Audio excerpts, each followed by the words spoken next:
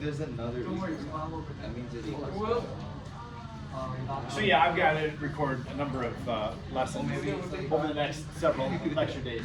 So anyway, we were talking about equilibrium constant yesterday. One of the things that we'll need to be able to know how to do is when you have reactions that have equilibrium constants, and you have a Hess's law situation where you have to add equations to get to a target equation, what do you do with the K's?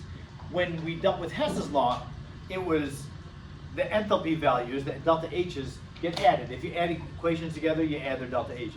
That's not what you do with K values. So let's take a look at this introduction. So if we have a reaction, and it has this chemical equation, the reactants are A and B, the products are C and D, the equilibrium constant would be the concentrations of the products over the concentrations of the reactants. We talked about that yesterday, just reminding everybody, equilibrium constant is that ratio of products to reactants when the reaction stops at equilibrium. The second equation has the same reaction happening, A and B in the reactant, C and D in the product. However, the coefficients have been doubled. And you know that sometimes you have to multiply an equation through by a number, especially if you're using something like Hess's law. Well, when you have to multiply through the coefficients, some multiple, what does that do to the equilibrium constant? When it was delta H, you multiply through by 2, you double the delta H. You have twice as much reactant reacting. That means twice as much energy is going to be given off and taken in. Well, what about the K? Is that the same thing? No, it's not. Let's take a look. When we double all the coefficients, the K is now C's concentration squared times D concentration squared over A squared and B squared. And that's the same thing mathematically as C times D over A times B, all raised to the second power. This and this are the same thing. Aren't they? Yes, they are. So yeah, like A squared over B squared is the same thing as A over B squared. Okay, so now what we have inside the parentheses, we just have K1. So when you have to multiply a chemical equation through by a number, then that number that you multiply through raises the equilibrium constant to that power. So no longer do we have like a multiplicative result of the K. You've got an exponential result on K. Now the same kind of thing happens if you take a look at equation number 3 up here. Equation number 1 was A and B in the reactants. Equation number 3 is the same reaction but turned around, where A and B are now the products, and C and D are the reactants. So C and D are reacting to make A and B. It's just this first one in reverse. Well, the equilibrium constant, I think you know what's going to happen here. The K value here is going to be A times B over C times D. And that winds up really, what that is, how does that relate to K1? Was the inverse of K1. So when you multiply a number through, you have to raise the K to that power that you multiply through. When you turn a reaction around, we invert the K value. And so with that, we can do questions like Hess's law, and when you have to manipulate equations, we'll see that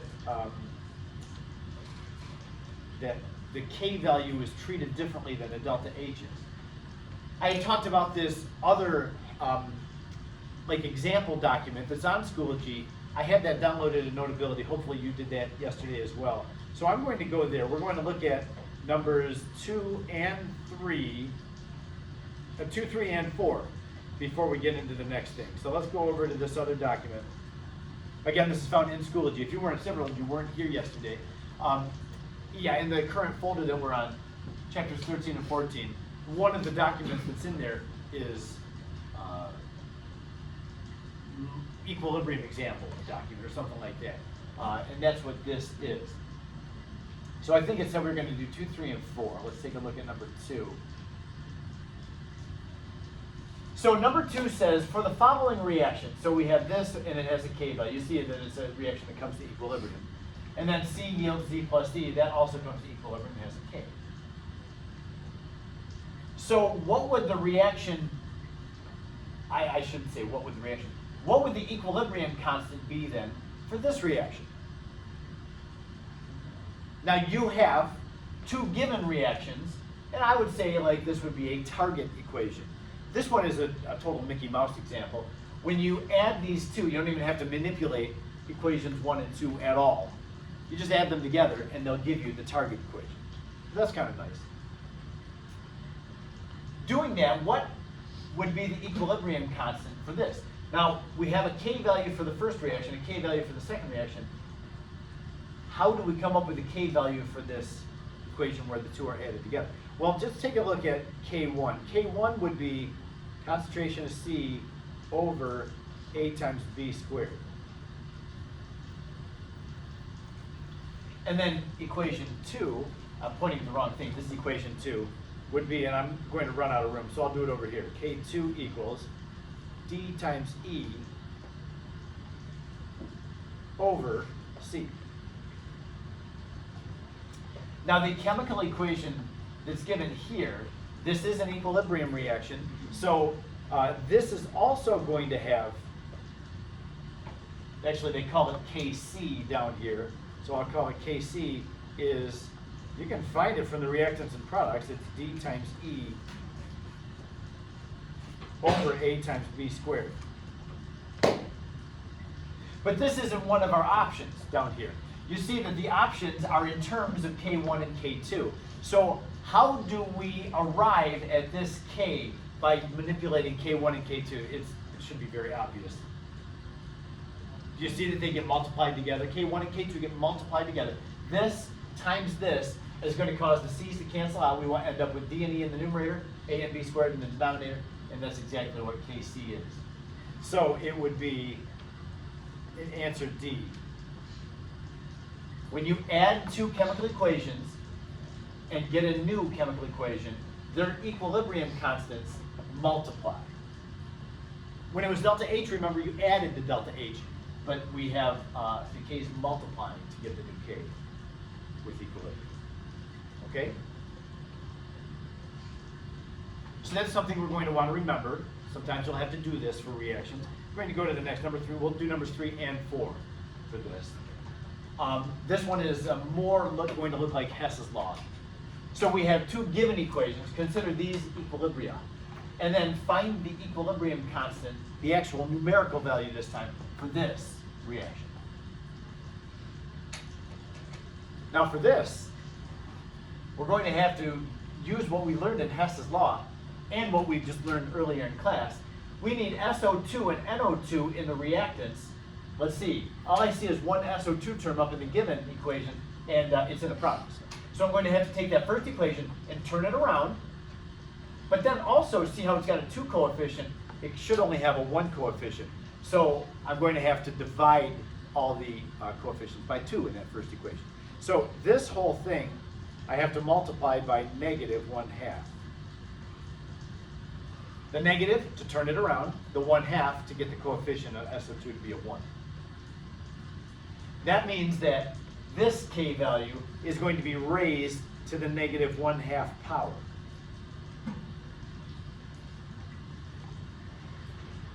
That's what we do with equilibrium constant. Whenever you have to multiply the equation through by, that's the exponent that the K value gets. Now we have to do the same thing with the NO2. The NO2, not the same thing. NO2 is already in the reactant, so you don't have to turn this equation around. However, I need a 1 coefficient, and it's given as a 2 coefficient. So I'm going to have to multiply this by 1/2. And that didn't look good.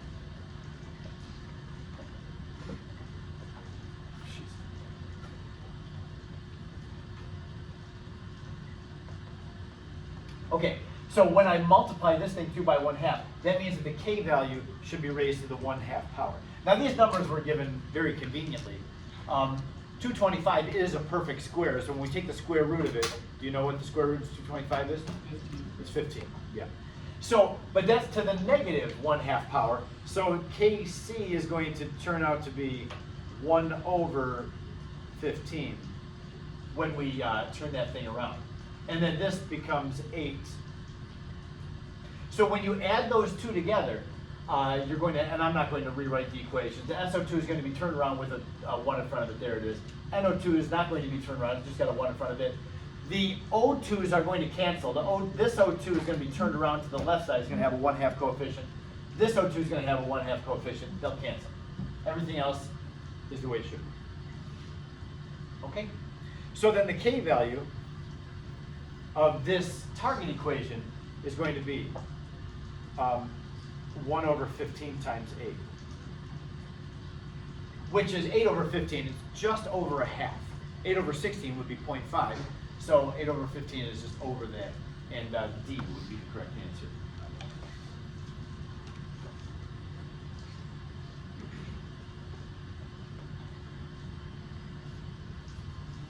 Anybody have any questions? You need a replay on anything? Take a look at number 4. I'll give you a moment. See if you can do number 4. What do you have to do with those two given equations to get to the target equation? So therefore, what do you do with the K's?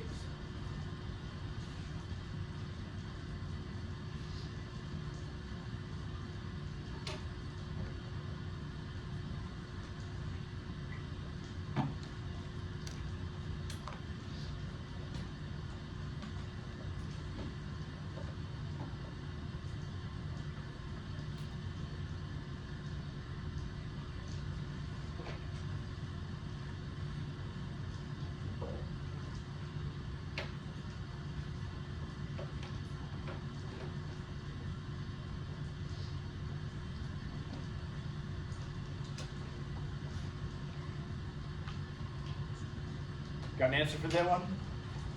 So we need 4 NH3s in the reactants. We already have 4 NH3s, so this first reaction we don't do anything with. It's going to be K1. But the second equation, the O2s, I know we've got 5 O2s there, 1 O2 there. We need 7. I think it's easier to see the NO2. We need 4 NO2s in the product. There's only one NO2 term in the given equation, and it's here in this equation with the 2 coefficient. So if we multiply this second equation by 2, that's going to, and then add it to the first equation, that's going to give us this target equation. So K2 is going to get squared when we multiply that by 2.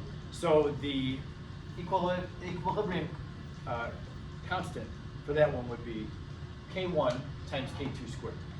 Should be, yes? Yes, when you're adding 2 equations, you multiply the K's. No, because you don't subtract 1 equation minus another. We don't do that. You're always going to multiply. Okay, so that is what we do to manipulate K's when we have to manipulate an equation. And I still don't call it Hess's law because it's not. Hess's law has to do with delta H, but it is that same idea. Adding 2 given equations to get a target equation. So we've done exercises 2, 3, and 4 in that example document. And now we get to this. This is the part that I was going to give a derivation for.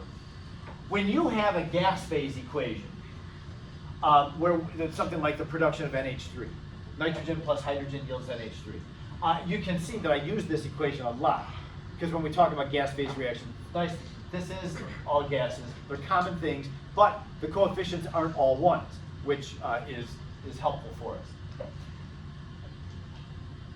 You can determine the equilibrium constant for this 2 different ways. You can find the concentrations, like a gas that's sitting there. If you know the number of moles of gas and the volume of a gas, then you can find its molarity. You can determine the molarity of a gas. So gases can have a concentration just in their own existence. The moles per liter of a gas would give its concentration. So the equilibrium constant for this would be called Kc if we were using the concentrations. It would be the concentration of the product over the concentrations of the reactants. Of course, the NH3 would be squared, the H2 would be cubed. There's something subtle about this, what's written up here too. I want to just point it out. It says Kc equals K equals products over reactants. What I'm saying here is this. anytime you're given a problem and it mentions a K, just the letter K, and it doesn't designate whether it's KC or KP. Just K always means KC. So when you just see a K, it means take the ratio of the concentrations, not the pressures. If they're dealing with KP, they'll give you a P. All right, so KC is the ratio of the concentration of the products over reactants. KP would be the ratio of the pressure of the the pressure of the products over the reactant. You'll think at first, oh, okay, so it doesn't matter. They'll both be the same value. It's just whether we're dividing the concentrations or the pressures. That is not true. KP and KC are not necessarily going to give you the same numbers. So there's a relationship between KC and KP that I would just love to be able to derive for you, but I'm just going to give you the equation. This is the fun you're missing out on. But really what it comes down to is this statement down here.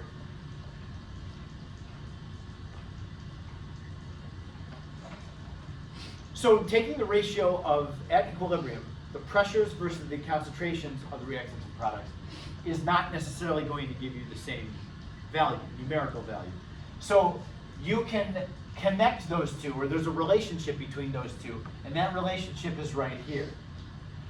Kp, the ratio of the pressures, is equal to Kc times R, the ideal gas constant, times T, the temperature, in Kelvin, raised to the delta N power. And delta N is the change in moles, and notice that I put up here of gas. The change in the moles of gas is the exponent on RT. And this factor, RT to the delta N power, is going to connect Kc with Kp. So you'll have problems that'll say, okay, here's an equation. The Kc value is whatever. Find Kp. Well, you just use this formula. A couple things about this. You can see I've got a little note down here. In my derivation, I would have told you that when you find Kp, and I'm going to even make a note of that up here, not with highlighter.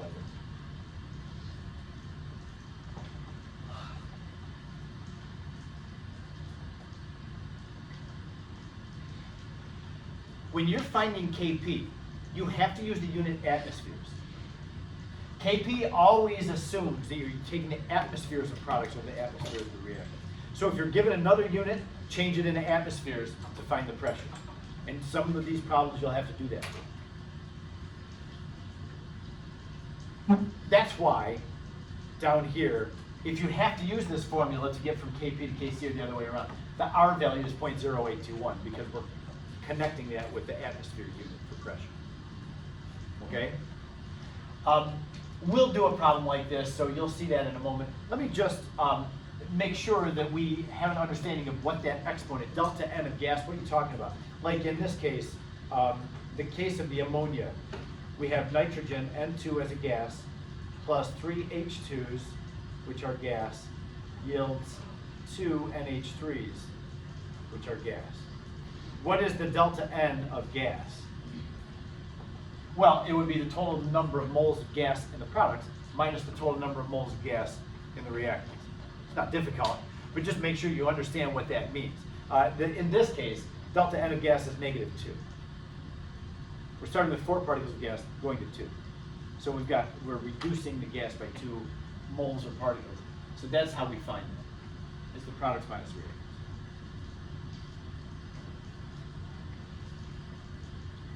Okay, I'm just going to share my memory trick now.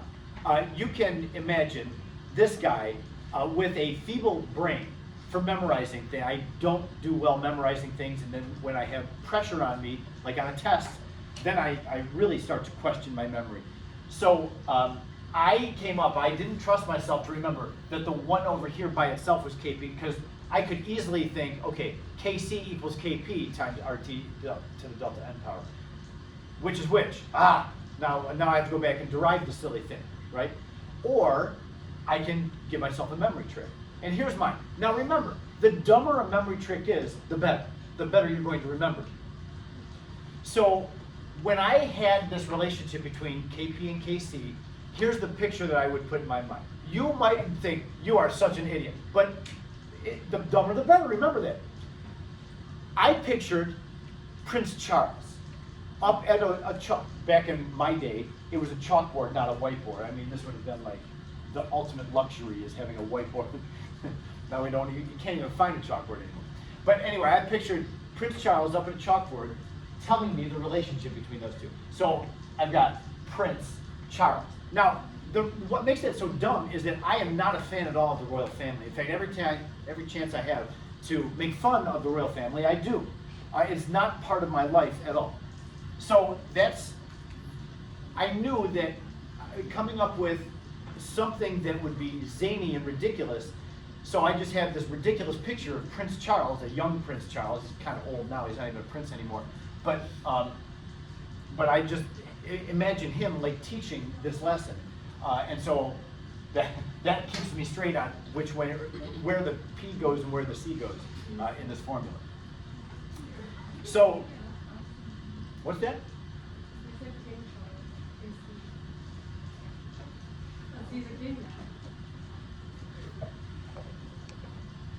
Right. But make sure that you can keep the P and the C straight. So, yeah, he is. Back when I was in college, he was a prince still. He had a long way to go. I don't know how old his mother was. His mother must have been like 300 years old.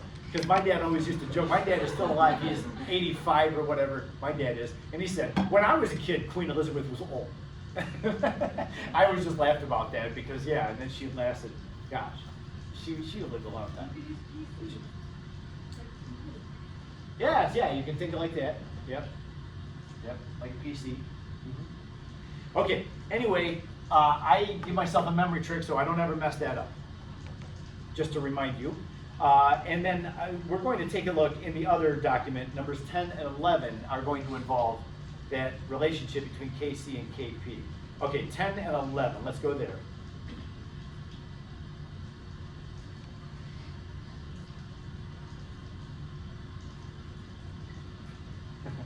And just like before, we're going to start with a Mickey Mouse example, and then we'll go into something that makes us think some.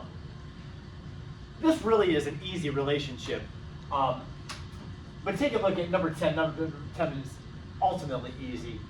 Consider this reaction. All gas phase, we got two reactants in the gas, two things in the reactants, two things in the product, all gas. The Kc of this reaction is 1.873. What would the Kp value for this reaction be? Well, we have to use our relationship there between the two.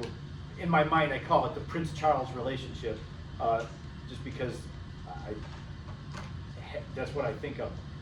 So Kp equals Kc times RT to the delta N of gas power. And we can go ahead and put the values into this, but it really doesn't require us to, because what is delta N of gas in this reaction? Zero. It's zero. We have two particles of gas at the beginning, two particles of gas at the end. We have a delta N value of 0, which means that we have the quantity RT to the 0 power, which means the Kc or Kp equals Kc. I didn't put the C in there. That is the case in which Kp and Kc are the same. If you have the same number of particles of gas on the left and on the right, then Kp and Kc are the same value. That's the only time they're the same. Let's see. Just taking us back quickly to this. This formula, we see that there's 4 particles of gas making 2 particles of gas. The Kp and the Kc are not the same in this case, because our delta N of gas is not 0.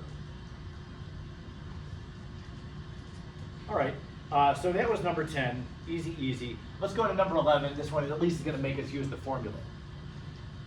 Consider this reaction. We've got CS2 gas plus H2 gas, 4 of them. So we've got 5 particles of gas on the left side, 3 particles of gas on the right. And watch out for this. Make sure that I don't sneak a liquid or a solid in there on you too. You know I would be up to that. In this case though, 5 particles of gas making 3 particles of gas. So again, the delta N of gas is -2. We go from 5 to 3. And that matters because it says equilibrium constant K. Look what they did there. They didn't call it Kc, they just called it K. You have to know that when they just use a K that it's Kc. So therefore, what is Kp at this temperature? If you have a calculator handy, I'm not going to calculate this. I remember what the answer is from first hour. But let's just at least see how to do this thing. So we're going to try to solve for Kp. That's going to be the Kc value, which is given, 0.28 times the R times T. R is 0.0821, the atmosphere unit of R, or the R value that corresponds with atmospheres, times the temperature. Remember, the temperature has to be in Kelvin. Anytime you have a T term in a formula, it uses Kelvin. If you have a delta T, you can use Celsius still, because the delta T is the same in Celsius and Kelvin. So yeah, it's going to be 900 plus 273.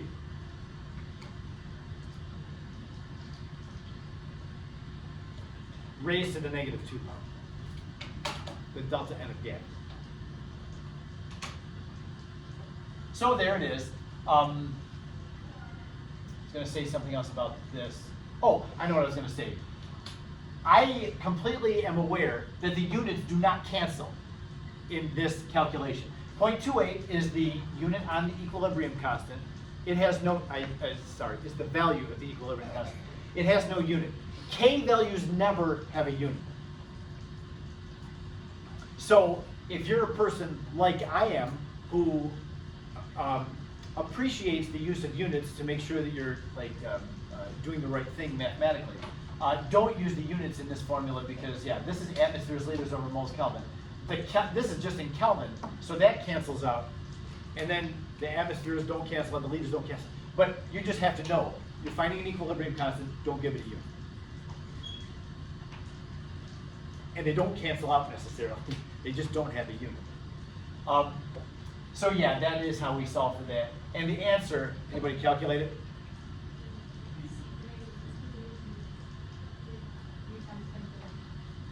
It's C, I think. Yeah. Okay. I was thinking I was hearing B's, but I was hearing 3s.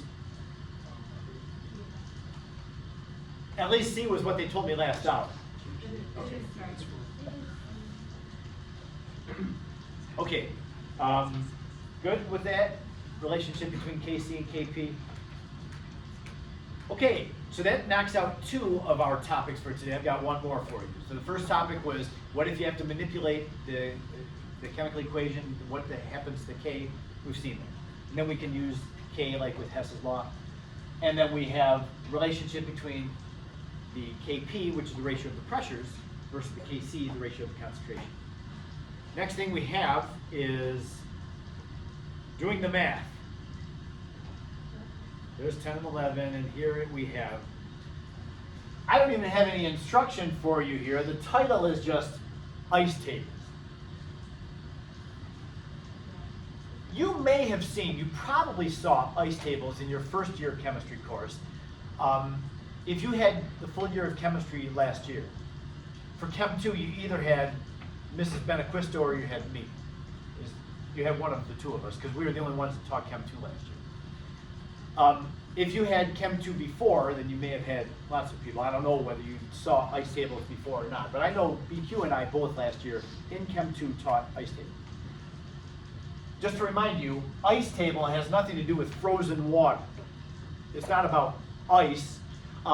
It's about, and you notice that it's all capitals.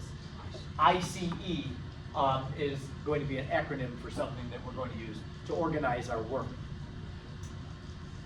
We're now just starting the equilibrium whole 4-chapter section of this course. I like to tell everybody as we begin these ice tables, I wish I could give you a quarter for every ice table that you're about to make from now through the end of February. You would be able to take a vacation with a quarter for all the ice tables that you're going to make. It is something. Now, ice tables are not to be dreaded or intimidated by. They're very helpful and handy. We just use them over and over and over. We have to make a lot of ice tables in this class. They're good though.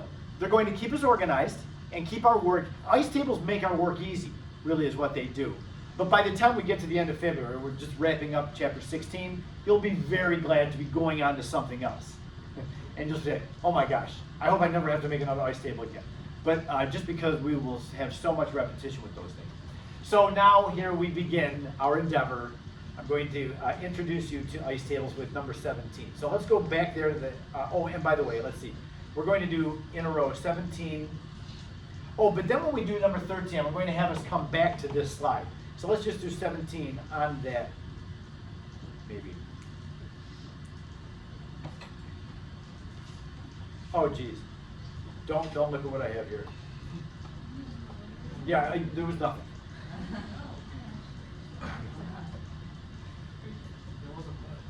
Right, thank you.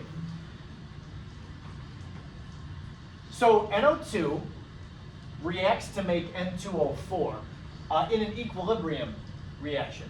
So NO, oh, what did I do here? I'm sorry, this is wrong, it's NO2. I didn't realize that last hour.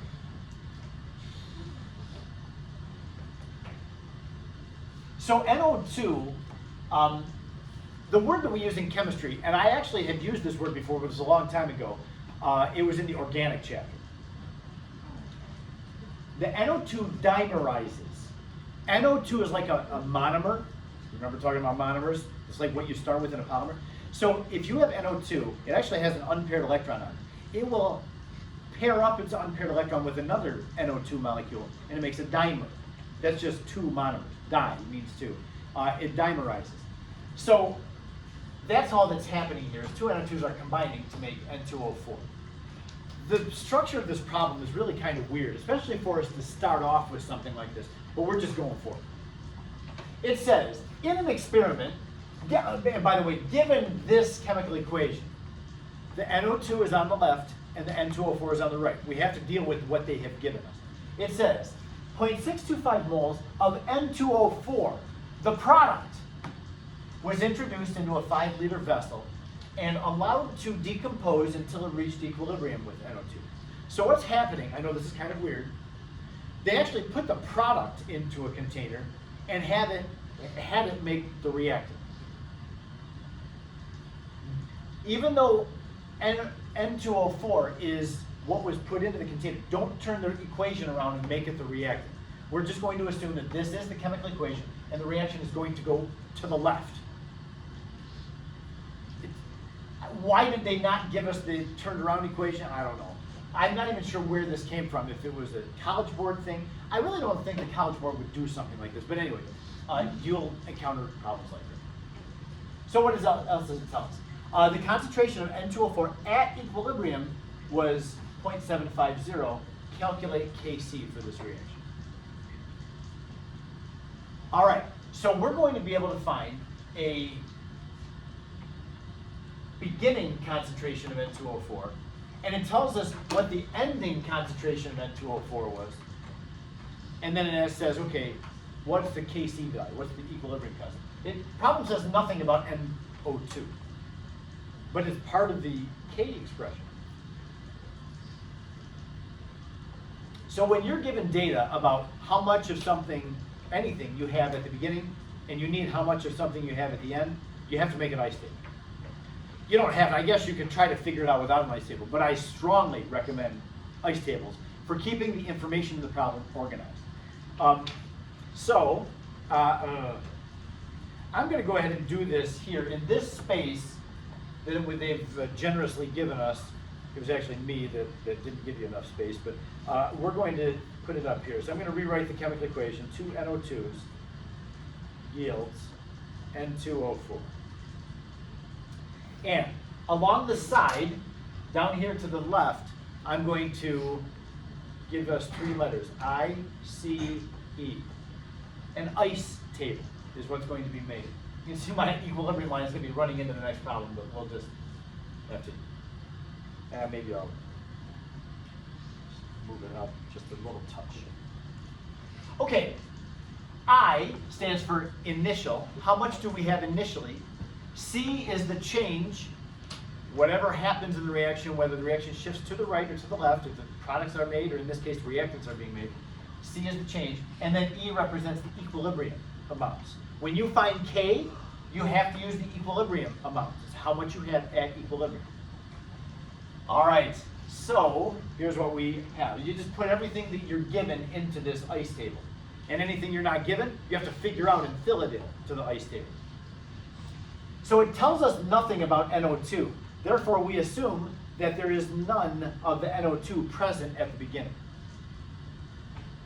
It does tell us that N2O4 is added at the beginning. It says 0.65 moles was introduced into a 5-liter vessel. Remember, you caught me because I hadn't erased it. I had it in big letters. I'm going to do it for you too. The ice table must have the unit molarity. Don't put moles into your ice table. Put molarity into your ice table. Why? Because on the equilibrium line, we should get molarity. And when we find K, K is the ratio of the molarities, not the ratio of moles. Moles are not necessarily going to give you the same ratio. So we have to use molarity in the ice table, every ice table. Except for, if the problem gives you Kp, then you'll put pressures into the ice table. But for Kc's, which this is, Kc, we're going to use molarity. Okay, so that means we need the molarity initially of N2O4. It was 0.625 moles put into a 5-liter vessel. So 0.625 divided by 5 is 0.125. That's molarity. Okay, now the only other thing that it tells us here is that the concentration of N2O4, when equilibrium was reached, it went down to 0.075. So 0.075 molarity is what the N2O4 ended at. What is the equilibrium constant? Well, the equilibrium constant is going to be this concentration divided by this concentration, which we don't have right now. But we can find it. Because if I know the N2O4 started at this concentration and went down to this concentration, it went down because the reaction had to go to the left. It had to proceed to the left. Because we started with none of the reactant. So it had to make some reactant in this reaction. So when that happened, when the reaction was going left, the N2O4's concentration decreased by 0.05 molarity. My 5 didn't turn out very well. I'm going to have to fix that.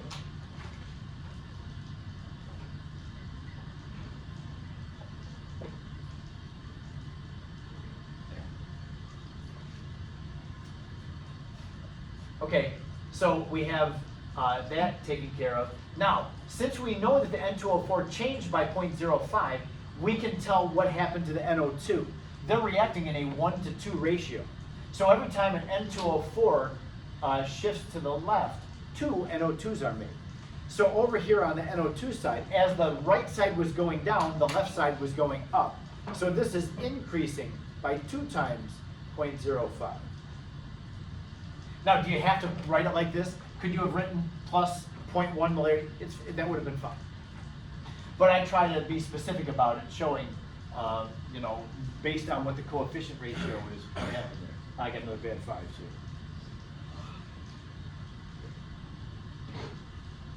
Okay, so now I started with 0 of NO2. It has gone up by 0.1, so at equilibrium, I have 0.100 molarity of NO2. Therefore, my Kc is the ratio of the products, 0.075, over the reactants, 0.1 squared. So we can do this without a calculator. 0.075 divided by 0.01 gives us a 7.5. Real good with that? Yes?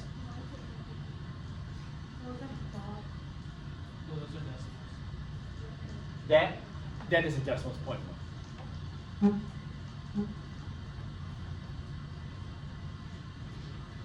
Anything else about that? We're doing great for time. I think there's only one problem left to do.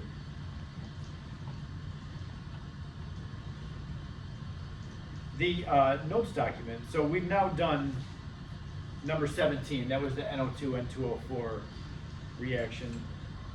I'm going to have you take a look at number 13, but we'll just look at 13 on the other document, then we're going to come back and do that problem on this one. So go with me over to number 13.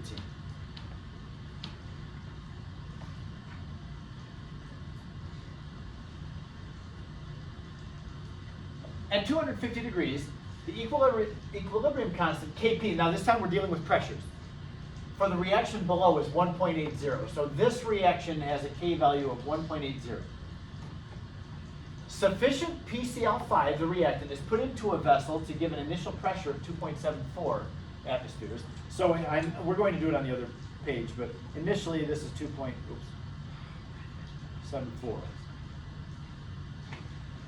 And then that's all that it tells us. So that means if it doesn't say anything about the products, then you can just assume that they started at 0. And that's even true for a reactant. If it doesn't say anything about the reactant, you can't assume that any is there at the beginning. So it's fair to assume that there's 0 if it doesn't say anything about that. All right. So the question is, what is PCl5's pressure when this thing stops at equilibrium? We know it's going to have to shift to the right. You can't end with 0 of anything.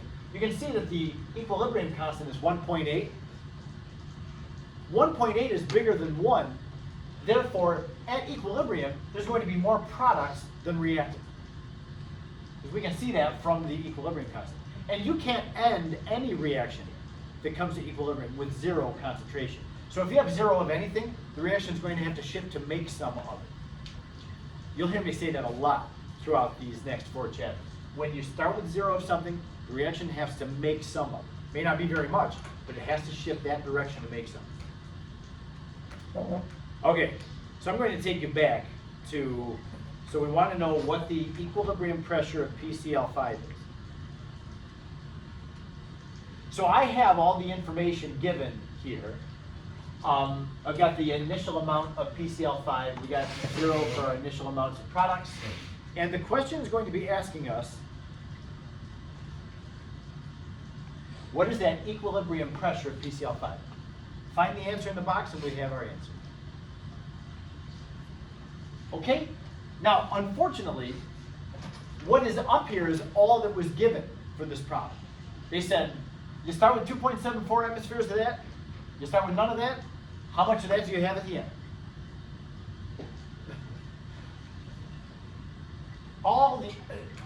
I shouldn't say that's all we're given because this is an important component of it. We're given the equilibrium constant. The equilibrium constant connects the equilibrium amounts of product to reactant in this reaction. So we're going to have to take advantage of that Kp by doing this. We know the reaction has to shift to the right. You can't end with 0 of anything. So it's going to go to the right. That means that the reactants are going to go down.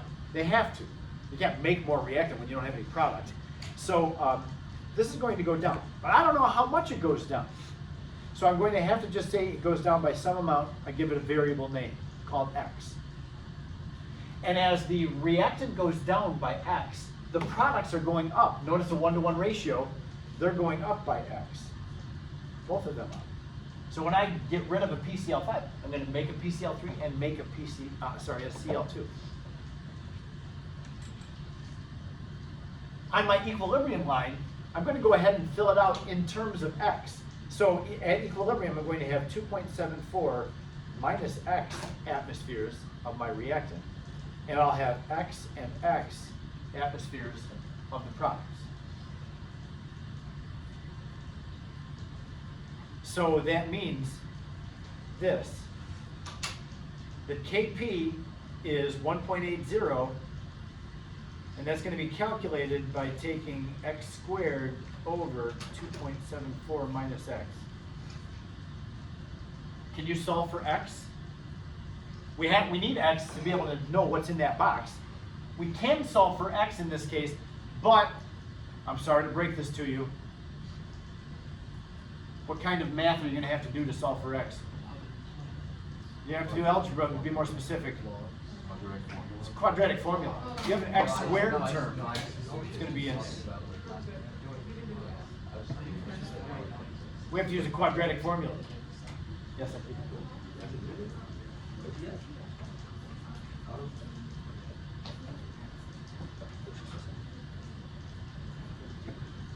Because these react in a 1-to-1-to-1 ratio, If this goes down by 1 atmosphere, each of those are going to go up by 1 atmosphere. So yeah,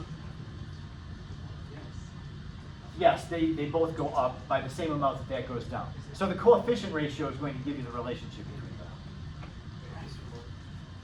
Do we have to show you what No, you don't have to show me your work.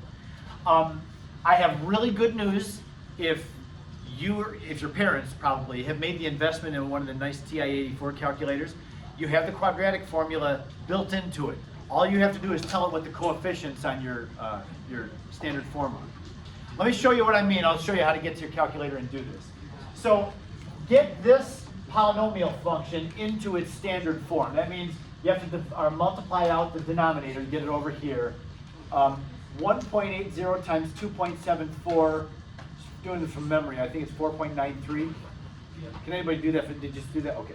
So again, this 1.8 times this quantity, I'm just getting rid of this denominator and moving it over to the other side.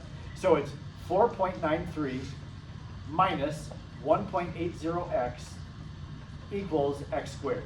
So I just multiplied out the denominator, now there it is. Put it in a standard form where the polynomial equals 0. Now this is just a matter of preference for me. I always like for my initial coefficient to be positive. So I'm not going to take the x squared and move it over and have negative x squared. I don't know, that just annoys me. So I'm going to take these two terms and move them back over to this other side. And that is going to look like this. X squared plus 1.80x minus 4.93 equals 0. Okay? You'll get the same answers if you put the x squared over there and make it negative x squared plus that minus that. But I don't know, this just looks cleaner to me. So you have an option now. You can either solve for x by using the quadratic formula, or you can factor this thing, factor it out, and solve for your two x values that way. Good luck with that, but maybe it can be done. I'm sure it can be done by a very good math student. Or you can take your calculator out and have it find the roots for you. Anybody have a TI-84? Now this one, this is an old timer. I don't think you have it on there. Can I hold it for a second? I have a cheap All right, Casio, on these, mine doesn't. yeah, yours has it too. You have a solver in $4 there. and this doesn't. Casio makes a really nice product. It's a lot less. Yep. The TI calculators, though, one of the black buttons up above the number pad is apps. Go to apps, and it's going to give you a menu of different apps. Number 9 app is PLY, which means polynomial. And then the second part is SMLT, like it's polysmelt. I don't know what the smelt is for. But choose option number 9 from that menu. Do the polysmelt. And then you get another menu. First thing on the menu in the next screen is polynomial root finder. That's what I'm talking about. So we're going to choose number 1 for polynomial root finder. It defaults to second order. So it's going to be blinking there, second order. Now in this step, you're going to have this menu down at the bottom of your screen. Click on the white buttons down here correspond with that bottom menu. So it says next. Click on that white button and go to the next. And then all you have to do is tell it what the coefficients are on your polynomial. There you go. Does it get higher degree like? Yes, it does. Yep. Did you get lost? Oh, no, because you do have to move it. Yeah, you're fine. Just click that white button. You know, next, that menu down there on your screen corresponds to these buttons. I just got next. I still don't think it actually yeah, use the white button underneath it. How do you look at that, Mr. Moore? Yes. How do you go to next? Yeah, so these buttons right here correspond with that. So next would be that button. If you have a Casio, we have Yeah, but you can do that as well. And then I had a Casio when I was in high school. I loved it. They're so much more user friendly. I agree. You don't have to look through all. It has like pictures and the full like. And the scientific notation, I like that a lot better than on the TI. You only have to hit one button. TI is so stubborn. I've forgotten it and had to use like friends calculators for tests, and this is so much I easier. agree. You miss it, yeah. Yeah, I like those. And the price difference is so funny. Oh, I mean, yeah, it's actually not, humorous. Like, it's a really big price difference. It's I like know. $200 versus $40. Yeah, yeah, yeah. And that'll get you to college, I'm sure. Oh, yeah. I don't know if it does derivatives and integrals. It does. It does, okay. Yeah, awesome. So yeah, that's pretty awesome. Okay, so anyway, now you have the roots. Oh, and one other thing I was going to say, listen to this. When you have to use the quadratic formula, you're always going to get two, well, not always, but for most polynomials, you're going to get two roots for the answer. You do have to distinguish. One of them is not going to be physically possible. Like, if you get a negative value, these are both x. So when you get an x being a negative number, you're saying that x, you get a negative pressure. You can't have a negative pressure. So you're going to have to use, now if both your answers are positive, how do you determine which one is right? Well, one of them probably will be above 2.74, and that can't be because that'll give you a negative pressure there. So one of the options is going to be an obviously bogus answer. So you just throw that one out and take the other. Okay? So the answer to this, the x value that you get, the one that makes sense is 1.50, right? 1.50. Now, be careful because this original question was a multiple choice question. So if I take you back